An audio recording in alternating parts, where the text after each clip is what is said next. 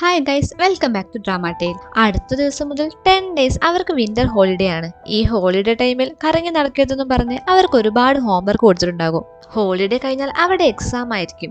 ഈ വെക്കേഷൻ ടൈമിൽ അവർക്ക് ഏത് യൂണിവേഴ്സിറ്റിയിലാണോ പോകേണ്ടത്, ഏത് സബ്ജക്റ്റ് ആണോ ചൂസ് ചെയ്യേണ്ടത് എന്നൊക്കെ തീരുമാനിക്കാൻ വേണ്ടി അവരുടെ സാറ് പറയും. നീ ഏത് യൂണിവേഴ്സിറ്റി സെലക്ട് ചെയ്യാ എന്നൊക്കെ ബോബോ ചെങ്ലങ്ങളോട് ചോദിക്കുമ്പോൾ അതിലെന്താ ഇത്രയൊക്കെ ഡൗട്ട്, അവൻ ജംഗ്ഷു യൂണിവേഴ്സിറ്റിയിൽ കമ്പ്യൂട്ടർ സയൻസ് എന്ന് ലൂഷി പറയും. ഏതാണോ കൂളസ്റ്റ് സബ്ജക്ട് അത് ഞാൻ സെലക്ട് ചെയ്യും എന്ന് ലൂഷി പറഞ്ഞത് കേട്ട് അവരുടെ സാറ് ക്ലാസ്സിലേക്ക് വന്ന് അവനെ വഴക്ക് പറയും. അതുകൂടാതെ ആരും അറിയാതെ സ്പോർട്സ് മീറ്റിംഗിൽ പങ്കെടുത്തതിനും അവരെ വഴക്ക് പറയും. അവര് തിരിച്ച് വീട്ടിലേക്ക് നടന്നു വരുമ്പോൾ ചെങ്ലിങ്ങിന്റെ അമ്മയുടെ ഷോപ്പിൽ ഒരുപാട് പേരെ കണ്ട് എന്താ സംഭവം എന്ന് കയറി നോക്കുമ്പോൾ ലൂഷിയുടെ അമ്മ അവിടെ എത്തിയിട്ടുണ്ടാകും. അവിടെ ഓരോ ട്രെൻഡ് കൊണ്ടുവരുന്നത് അവന്റെ അമ്മയായിരിക്കും. അതുകൊണ്ടാണ് അവന്റെ അമ്മ വന്നതറിഞ്ഞ് എല്ലാവരും അവിടെ എത്തിയത്. അമ്മയെ കണ്ട സന്തോഷത്തിൽ ഓടിപ്പോയി ലൂഷിയെ ഹഗ് ചെയ്യും. അവന് വേണ്ടി പുതിയ പ്ലേ സ്റ്റേഷൻ ഒക്കെ കൊണ്ടുവന്നിട്ടുണ്ടാകും. അതിന്റെ സന്തോഷത്തിലാണ് ലൂഷി. ഇവരുടെ കോളേജ് എൻട്രൻസ് എക്സാം ഒക്കെ വരാനായതുകൊണ്ട് ലൂഷിയുടെ അമ്മ ഇനി പെട്ടെന്നൊന്നും തിരിച്ചു പോകില്ല.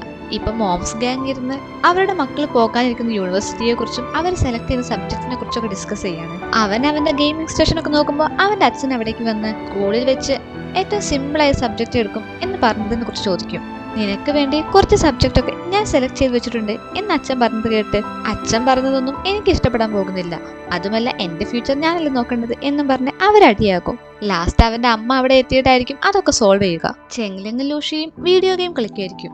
അവന്റെ അച്ഛൻ അവിടേക്ക് വന്ന് എക്സാം ഒക്കെ ആവാനായി ഇങ്ങനെ ഗെയിം കളിച്ചിരിക്കുകയാണെങ്കിൽ ചെങ്ലിങ്ങിന്റെ ഗ്രേഡ്സിനെയും അത് ബാധിക്കുമെന്ന് പറഞ്ഞ് TV ഒക്കെ ഓഫ് ചെയ്യും. ഇവിടെ ഷോജുവും അവളുടെ അച്ഛനും ജോഷുവും കൂടി TV കണ്ട് ചിരിക്കുകയായിരിക്കും. TV ഒന്നും കാണാതെ പോയി പഠിക്കാനൊക്കെ പറഞ്ഞ് അവളുടെ അമ്മ TV ഓഫ് ചെയ്യും. നേരത്തെ പാർലറിൽ വെച്ച് ലൂഷിയുടെ അമ്മ പറഞ്ഞതൊക്കെ ഇപ്പൊ ഷോജുവിന് അച്ഛനോട് പറയും. ഷോജുവിന് ഫ്യൂച്ചറിൽ നല്ല ജോബ് കിട്ടണമെങ്കിൽ നല്ല മേജർ സെലക്ട് ചെയ്യണമെന്നും, പക്ഷെ ഏതാണ് സെലക്ട് ചെയ്യേണ്ടത്, ഏതാണ് ഷോജുവിന് നല്ലത് എന്നൊന്നും ഇവർക്ക് ഒരു ഐഡിയയുമില്ല. അതിനാരുടെ ഹെൽപ്പാണ് ചോദിക്കുക എന്ന് അവർ ആലോചിക്കും. ഇപ്പൊ അവര് ഹെൽപ്പിനായിട്ട് ഒരാളുടെ അടുത്ത് വന്നിരിക്കുകയാണ്. ഇവര് മാത്രമല്ല, ഇതുപോലെ കുറെ പാരന്റ്സ് അവിടെ വന്നിട്ടുണ്ട്. ആ റൂമിൽ കയറുമ്പോൾ ഒരുപാട് സർട്ടിഫിക്കറ്റ്സ് ഒക്കെ അവിടെ ഉണ്ടാകും. ഷോജുവിന്റെ റിപ്പോർട്ട് കാർഡൊക്കെ അവർ കാണിച്ചു കൊടുക്കുമ്പോൾ ഇവളുടെ മാർക്ക് വെച്ച് നല്ല യൂണിവേഴ്സിറ്റിയിൽ സീറ്റ് കിട്ടണമെങ്കിൽ അധികം ആരും എടുക്കാത്ത മേജറൊക്കെ സെലക്ട് ചെയ്യണം എന്നൊക്കെ മിസ്റ്റർ കോങ് പറയും. ഈ കാര്യം ഇപ്പൊ ആർക്കും അറിയാത്തത് എന്ന് ഷോജു പറയും. നന്നായിട്ട് മാർക്ക് വേണമെങ്കിൽ നമ്മൾ മനസ്സിലാക്കി പഠിക്കണം, പഠിക്കുന്നതൊക്കെ നമുക്ക് ഓർമ്മ വേണം എന്നൊക്കെ കോമൺ ആയ കാര്യങ്ങളായിരിക്കും അയാൾ പറഞ്ഞു കൊടുക്കുക. ഇതിനൊക്കെ ഹെൽപ്പ് ചെയ്യുമെന്നും പറഞ്ഞ് 2 ബുക്ക് അയാൾ കൊടുക്കും. അതുപോലത്തെ ഒരുപാട് ബുക്സ് അവിടെ ഉണ്ടാകും. അതൊക്കെ കണ്ട് ഇതൊക്കെ തട്ടിപ്പാണ്, ഇയാള് ബുക്ക് സെയിൽ ചെയ്യാൻ നോക്കുകയാണ് എന്നൊക്കെ ഷോജു അവരുടെ പാരന്റ്സിനെ പറഞ്ഞ് മനസ്സിലാക്കുന്നത് കേട്ട് ഇവളെ അത്ര എളുപ്പത്തിൽ ഹാൻഡിൽ ചെയ്യാൻ പറ്റില്ല എന്ന് അയാൾക്ക് മനസ്സിലാകും. അവള് ബുക്സ് ഒന്നും വാങ്ങാൻ സമ്മതിക്കാത്തത് കൊണ്ട് അവൾക്കൊരു പണി കൊടുക്കാൻ വേണ്ടി ഷോജുവിന്റെ അമ്മയോട് ഒരു സീക്രട്ട് ടിപ്പ് പറഞ്ഞു തരാം എന്നും പറഞ്ഞ് ഗാർലിക് ജ്യൂസിൽ വാൾനട്ട് ആഡ് ചെയ്ത് ഡെയിലി അവൾക്ക് കൊടുക്കാൻ വേണ്ടി പറയും. ഇപ്പൊ അവളുടെ വീട് ഫുള്ളും ഗാർലിക് കൊണ്ട് നിറഞ്ഞിരിക്കുകയാണ്. ഇതൊക്കെ വെറുതെ പറഞ്ഞതാണ്, നമ്മൾ ബുക്ക് വാങ്ങാത്തതിന് പണി തന്നതാണ് എന്നൊക്കെ ഷോജു പറയുന്നുണ്ടെങ്കിലും അവളുടെ അമ്മയുണ്ടോ കേൾക്കുന്ന, നിന്റെ ആന്റിയുടെ മകൾക്ക് ഗാർലിക് ജ്യൂസ് കുടിച്ചിട്ടാണ് നല്ല യൂണിവേഴ്സിറ്റിയിൽ അഡ്മിഷൻ കിട്ടിയത് എന്നും പറഞ്ഞ് ആ ഗാർലിക് ജ്യൂസ് ഒക്കെ അവളെ കൊണ്ട് കുടിപ്പിക്കും. വേറെ വഴിയില്ലാതെ മൂക്കൊക്കെ പൊത്തിപ്പിടിച്ച് ഷോജു ആ ജ്യൂസ് കുടിക്കും. പക്ഷെ ഫുള്ളും അവൾക്ക് കുടിക്കാൻ പറ്റില്ല. പകുതി അവൾ തുപ്പിക്കളഞ്ഞ് ഞാൻ ചെങ്ലിങ്ങിന്റെ കൂടെ പഠിക്കാൻ പോകുകയാണെന്നും പറഞ്ഞ് അവള് ബുക്ക് മേടിച്ച് പോകും. അവര് പഠിക്കുന്നതിനടുത്ത് ജോഷും അവന്റെ ഫ്രണ്ട്സും കളിക്കുന്നുണ്ടാകും. ലൂഷി അവനെ വിളിച്ച്, നിന്റെ ചേച്ചിയുടെ ബ്രെയിൻ അത്രയ്ക്ക് നല്ലതല്ല, അതുകൊണ്ട് അവളെ ഡിസ്റ്റർബ് ചെയ്യണ്ടെന്ന് പറഞ്ഞ് അവർക്ക് കാൻഡീസ് കൊടുത്ത് വേറെ സ്ഥലത്ത് പോയി കളിക്കാൻ പറയും. ഗാർലിക് ജ്യൂസ് കുടിച്ചു വന്നതുകൊണ്ട് അത് സ്മെല് ചെയ്യാതിരിക്കാൻ അവൾ വായ പൊത്തിയിട്ടായിരിക്കും ഇരിക്കുന്നത്. ലൂഷി അവിടെ വന്ന് ഇരുന്ന പാട്, നീ വീണ്ടും ആ ജ്യൂസ് കുടിച്ചോ, നീ വായ പൊത്തിയിട്ട് പോലും സ്മെല്ലുണ്ടെന്നൊക്കെ പറഞ്ഞ് അവളെ കളിയാക്കും. മിസ്റ്റർ കോങ് ഫ്രോഡാണ് എന്നൊക്കെ ചെങ്ലിങ് പറഞ്ഞു കൊടുക്കുമ്പോൾ ഇതൊക്കെ എനിക്ക് അറിയാവുന്ന കാര്യമാണ്, പക്ഷെ എന്റെ അമ്മ അത് പറഞ്ഞത് കേൾക്കണ്ടേ, ഡെയിലി എന്നെ കൊണ്ട് ഗാർലിക് ജ്യൂസ് കുടിപ്പിക്കുകയാണ് എന്ന് ഷോജു പറയും. ഇപ്പൊ അവിടെ ചൈനീസ് ന്യൂ ഇയർ ആയിരിക്കും. എല്ലാവരും അവിടെ വീടൊക്കെ ഡെക്കറേറ്റ് ചെയ്യും. വിന്റർ ആയതുകൊണ്ട് അവിടെ എല്ലാം മഞ്ഞായിരിക്കും. ഷോജു അവിടെ അമ്മ ഉണ്ടാക്കിയ എഗ് ഡംപ്ലിങ്സ് ഒക്കെ ചെങ്ലിങ്ങിന്റെ വീട്ടിൽ കൊണ്ടു കൊടുക്കും. ചെങ്ലിങ്ങിന്റെ അടുത്തേക്ക് പോകുമ്പോൾ അവള് ഹെയർ ഒക്കെ ഒന്ന് റെഡി ആയിട്ടായിരിക്കും പോകുക. അതൊക്കെ കൊടുത്ത് പുറത്തിറങ്ങുമ്പോൾ ലൂഷി അവന്റെ വീടിന് പുറത്ത് സ്റ്റിക്കർ ഒട്ടിക്കുന്നത് കാണും. അവൾ അവിടെ ചെന്ന് ഇത് കുറച്ച് ചെരിച്ചിട്ടാണ് കുറച്ചുകൂടി ചെരിക്കി എന്നൊക്കെ പറഞ്ഞു കൊടുക്കും.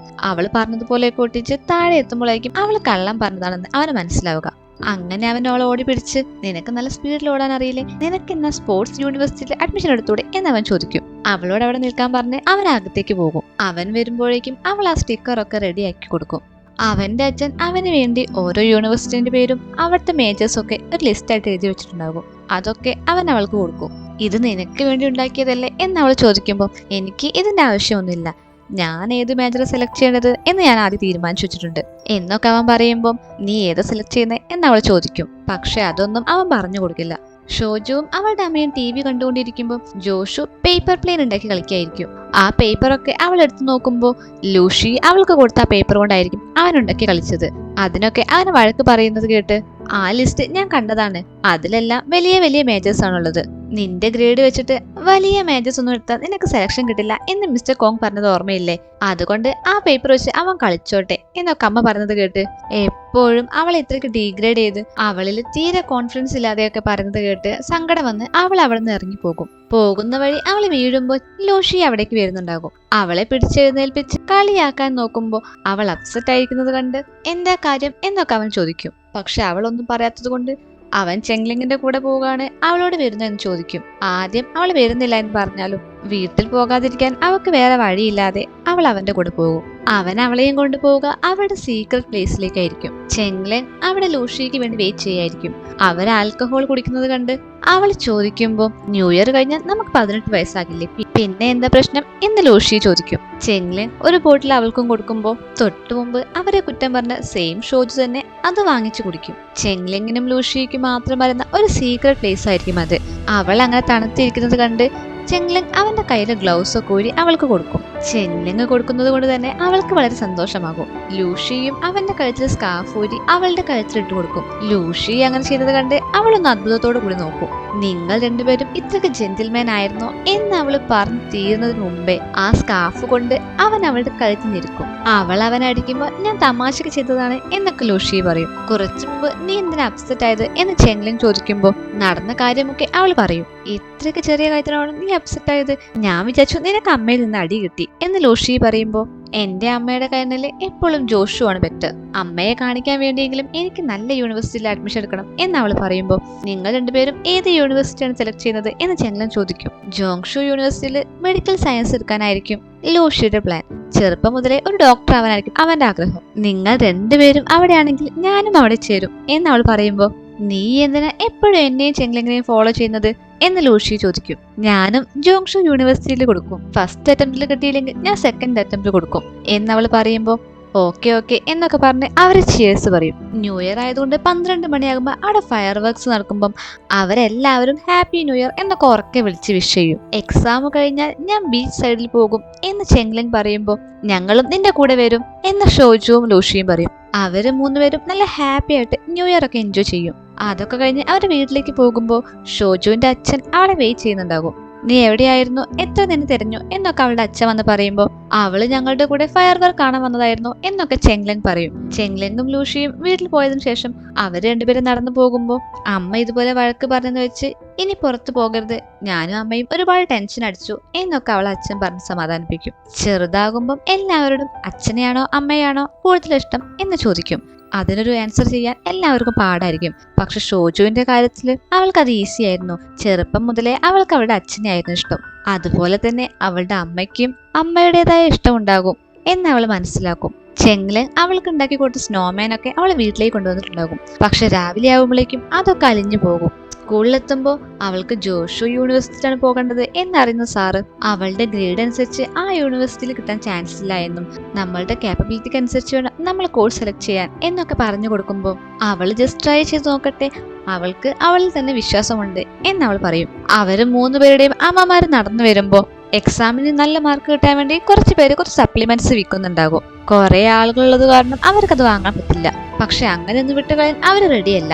നമ്മുടെ മക്കൾക്കും അത് വേണം എന്ന വാശിയില് ലൂഷിയുടെ അമ്മ ഈ താഴെ കിടക്കുന്ന പൈസ ആരുടേതാ എന്ന് ഉറക്കെ വിളിച്ചു പറയുമ്പോൾ എല്ലാവരും അത് തിരയാൻ പോകും. ആ സമയം ഓടിച്ചെന്ന് 3 സപ്ലിമെന്റ്സ് വാങ്ങും. ഷോജുവിന്റെ അമ്മ അവൾക്ക് ആ സപ്ലിമെന്റ്സ് കൊടുക്കും. അവള് പിണങ്ങിയിരിക്കുന്നത് കണ്ട് നിനക്ക് നല്ല യൂണിവേഴ്സിറ്റിയിൽ അഡ്മിഷൻ കിട്ടിയില്ലെങ്കിൽ നിനക്ക് സങ്കടമാകോ എന്ന് വിചാരിച്ചാണ് ഞാൻ അങ്ങനെയൊക്കെ പറഞ്ഞത്. ഇനി അഥവാ നിനക്ക് അഡ്മിഷൻ കിട്ടിയാലും കിട്ടിയിട്ടില്ലെങ്കിലും ഞാൻ നിന്നെ വഴക്ക് പറയില്ല എന്നൊക്കെ അവളുടെ അമ്മ പറയും. അവളുടെ ഗ്രേഡൊക്കെ ബെറ്റർ ആയിട്ടുണ്ട് എന്നൊക്കെ അവൾ പറയുമ്പോൾ അവൾ പഠിച്ചത് മൈൻഡ് ചെയ്യാതെ മിസ്റ്റർ കോങ് പറഞ്ഞ സീക്രട്ട് ടിപ്പ് വർക്കായി എന്നാണ് അവളുടെ അമ്മ പറയുന്നത്. അവളുടെ അമ്മ കുറച്ച് സപ്ലിമെന്റ്സ് ഒക്കെ കുടിച്ചുകൊണ്ട് ഷോജു ഇരുന്ന് പഠിക്കും. ലൂഷിയും അവരുടെ ഡിസ്ട്രാക്ഷൻസ് ഒക്കെ ഒഴിവാക്കാൻ വേണ്ടി അവന്റെ കയ്യിലുള്ള എല്ലാ ഗെയിമിംഗ് സ്റ്റേഷൻസും ഗെയിമിംഗ് കാർഡ്സും ബുക്സും എല്ലാം ഒരു ബോക്സിലാക്കി എടുത്തു വെക്കും. ചെങ്ലങ് അവിടേക്ക് വന്ന് പഠിക്കാൻ വേണ്ടി കുറച്ച് റെഫറൻസ് ബുക്കൊക്കെ കൊടുക്കും. ഇനി എന്തെങ്കിലും ഹെൽപ്പ് വേണോ എന്ന് ചെങ്ലങ് ചോദിക്കുമ്പോൾ അവന്റെ ചുമരിലൊട്ടിച്ചു വെച്ച പോസ്റ്റേഴ്സും കൂടി എടുത്തു കളയാൻ വേണ്ടി പറയും. ഇത്രയും കാലം സ്റ്റഡീസ് ഒന്നും സീരിയസ് ആയി എടുക്കാതെ കളിച്ച് നടക്കുകയാണെങ്കിലും ഇപ്രാവശ്യം ഡിസ്ട്രാക്ഷൻസ് ഒക്കെ ഒഴിവാക്കി നന്നായിട്ട് പഠിച്ച് അവന് വേണ്ട യൂണിവേഴ്സിറ്റിയിൽ അഡ്മിഷൻ കിട്ടും എന്ന വാശിയിലാണ് ലൂഷി. അങ്ങനെ അവൻ സീരിയസ് ആയിട്ട് പഠിക്കാനൊക്കെ തുടങ്ങും. അവൻ സ്റ്റഡീസ് സീരിയസ് ആയി എടുക്കുന്നത് കണ്ട് അവൻ ഇങ്ങനെ പഠിക്കുകയാണെങ്കിൽ ഞാൻ അവന് വേണ്ടി സെലക്ട് ചെയ്ത മാനേജർ എന്തായാലും അവന് കിട്ടും എന്ന് അവന്റെ അച്ഛൻ പറയും. ഇപ്പൊ അവരെല്ലാവരും സ്റ്റഡീസിൽ കോൺസെൻട്രേറ്റ് ചെയ്തിരിക്കുകയാണ്. അവർ സ്കൂളിലേക്ക് പോകുമ്പോഴൊക്കെ ചെങ്ലങ് ഒഴിച്ച് ബാക്കി രണ്ടുപേരും നടന്നുകൊണ്ട് പഠിക്കുകയാണ്. ഒറ്റയ്ക്കായിട്ടും ഗ്രൂപ്പ് സ്റ്റഡി ആയിട്ടും ഒക്കെ അവർ എക്സാമിനായിട്ട് നന്നായിട്ട് പ്രിപ്പയർ ചെയ്യും. അങ്ങനെ ഇവരുടെ ഗ്രാജുവേഷന് 3 ദിവസം കൂടി ബാക്കിയുള്ളൂ. അവരുടെ ക്ലാസ് ടീച്ചർ അവസാനമായിട്ട് അവരോട് ഇമോഷണൽ ആയിട്ട് സംസാരിക്കുകയാണ്. ഇത്രയും കാലമായി അവരിൽ നിന്നും പിടിച്ചെടുത്ത സാധനങ്ങളെല്ലാം ഇപ്പൊ സാറ് തിരിച്ചു കൊടുത്ത് ഓരോരുത്തരോടും വന്ന് അവരുടെ സാധനങ്ങൾ എടുത്തോളം പറയും. പക്ഷെ ആരും തന്നെ അതൊന്നും എടുക്കാൻ ചെല്ലില്ല. ലൂഷിയുടെ അടുത്ത് വന്നിട്ട് അവന്റെ ഗെയിമിംഗ് സ്റ്റേഷൻ ഒരുപാട് തിരഞ്ഞു, അത് കാണുന്നില്ല എന്നും പറഞ്ഞ് സാർ അവനോട് സോറി പറയുമ്പോൾ അത് അവൻ എടുത്തതാണെന്നും പറഞ്ഞ് അവൻ തിരിച്ചു സോറി പറയും. അതിനുശേഷം സാർ ഒരുപാട് അവരെ മോട്ടിവേറ്റ് ചെയ്യും. സാറിന്റെ വാക്കുകൾ കേട്ട് എല്ലാവരുടെയും കണ്ണു നിറയും. അവരുടെ അവസാന ക്ലാസ് ആയിരിക്കും അത്. ക്ലാസ് കഴിഞ്ഞ് എല്ലാവരും എഴുന്നേറ്റ് നിന്ന് അവരുടെ സാറോട് ഗുഡ് ബൈ പറയും. സ്റ്റുഡൻസ് മാത്രമല്ല സാറും കരയുന്നുണ്ടാകും. അങ്ങനെ കരഞ്ഞുകൊണ്ട് അവസാനമായി ആ ടീച്ചർ ക്ലാസ്സിൽ നിന്നിറങ്ങും. അങ്ങനെ എൻട്രൻസ് എക്സാമിന്റെ ദിവസം ഷോജു എക്സാമിനായിട്ട് പോകുമ്പോൾ അവളുടെ അമ്മ ആ ജിഞ്ചർ ടീ ഒക്കെ അവളെ കൊണ്ട് കുടിപ്പിക്കും. അത് കുടിച്ചു പോകുന്ന വഴി അവൾക്ക് വയറുവേദന എടുത്ത് അവൾ അവിടെ ഇരിക്കും. ചെങ്ലങ് എക്സാമിന് പോകുമ്പോൾ അവന്റെ അമ്മ കൂടെ വരുന്നുണ്ടെങ്കിലും ഇതെന്റെ ആദ്യത്തെ എക്സാം ഒന്നുമല്ലല്ലോ, അമ്മ ഇവിടെ ഇരുന്നു, ഞാൻ ഒറ്റയ്ക്ക് പോയിക്കോളാം എന്നൊക്കെ അവൻ പറയും.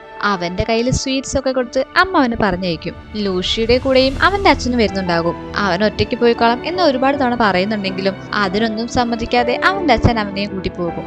ചെങ്ലങ്ങിനെയും അവർ വിളിക്കുന്നുണ്ടെങ്കിലും അവൻ സൈക്കിളിൽ വന്നോളാം എന്നൊക്കെ പറയും. ഷോജുവിന്റെ അച്ഛൻ അവളുടെ കൂടെ അവളുടെ സ്കൂളിലേക്ക് വരുമ്പോഴായിരിക്കും വഴിയിൽ ഷോജു ഇരിക്കുന്നത് കാണുന്നത്.